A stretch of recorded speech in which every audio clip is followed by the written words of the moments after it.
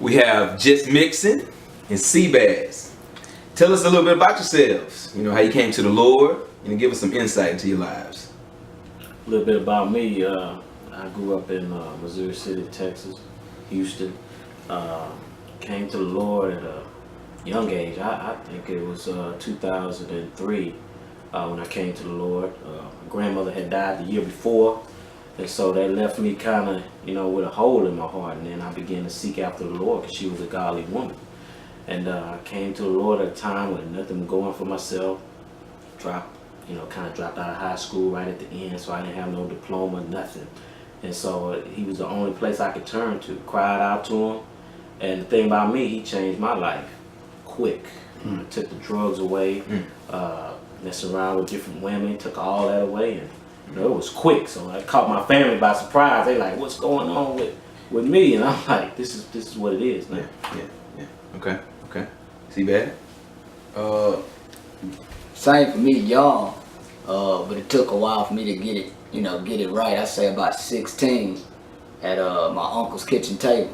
He shared the gospel with me, John 3:16. And I was always God-fearing, I was raised Catholic, went to Catholic school, So I had an understanding of who God was, But at that point is when I fully, not fully, but I understand the gospel message, gave my life to him or whatever. But I was still doing my own thing for many years, until about 21, 22. Then that's when I fully gave it over to him. You know what I mean? Okay. Good stuff. Now, you brothers, I know like in hip hop, you kind of see being married is kind of like taboo. But you brothers are some young brothers, but you brothers are married, right? Yeah. How long you been married, Justin? Almost 10 years. Almost 10 years in May. Okay. All right. And we've been through the struggles. Young married couple, and it's taught me a lot, and I've grown from it. Yeah. I don't mind being married. Yeah. I got a good woman, you know what I'm saying? Okay. Brother excited, huh? What can I say? You know what I'm 10 years, okay. All right. Sebass. 5 years. Just celebrated anniversary, man, on the 3rd. Okay. Yep. I've heard you brothers. I've heard you guys perform, minister, whatever you want to call it. But you guys are really good. How did you come to do Christian rap? I came to do Christian rap. I was working with a good buddy of mine I was a loan officer right around the time I got saved. Okay. And one day after work, I went over to my manager's house, and I walked in the house, and my manager just happened to be working in the church. There was a young brother there, my co-worker, spitting Christian rhymes. Yeah. I was like, "Who is that?" I walked in there, and he was just going. My manager, he was on the piano or something, or on the Casio playing something.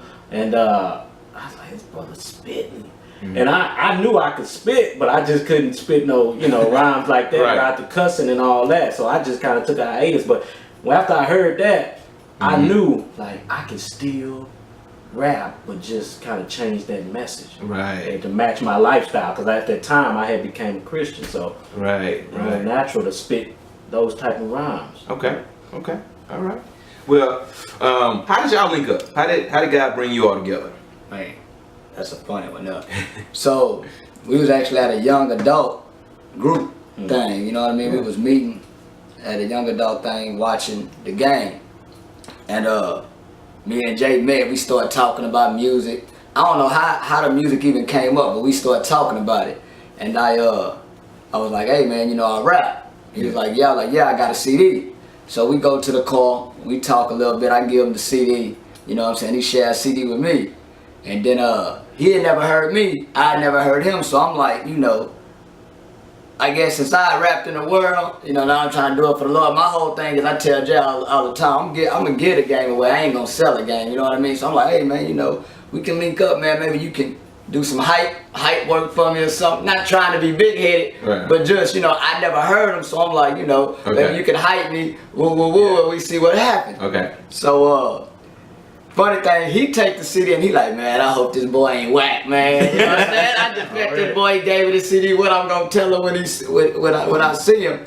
So he played it, man, and then later on, we hooked up. I still had never heard him rap.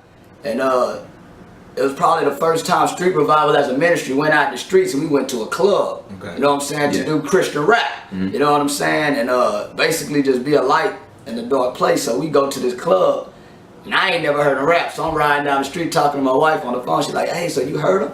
I say, "No." I say, "But he sing like a real cat." So I figured if he couldn't rap, he'd say, you know, I can't rap. Yeah. You know, so we get to the club or whatever. We going. My boy Furious, he go first, do a song. I go next. So Jay turn come. We looking around, Jay ain't nowhere to be found. So we think he done shook the spot. So he come in, man, and he just started going. Yeah, he started going, man. He went to across to get some water. I think he went across to the gas station to get some water. Came, man, and the Lord just been moving, man, since. Yeah. Moving since, man. That's good. How many years has it been? How long has it been since y'all been linked up? It seems like it's coming up on 2.5 or 2.5? Okay. Yeah. Okay. It's been a minute. All right. Okay. You know, I read an article, real exciting article. It says that Houston is like the #1 city for Christian hip hop. I don't know if y'all knew that.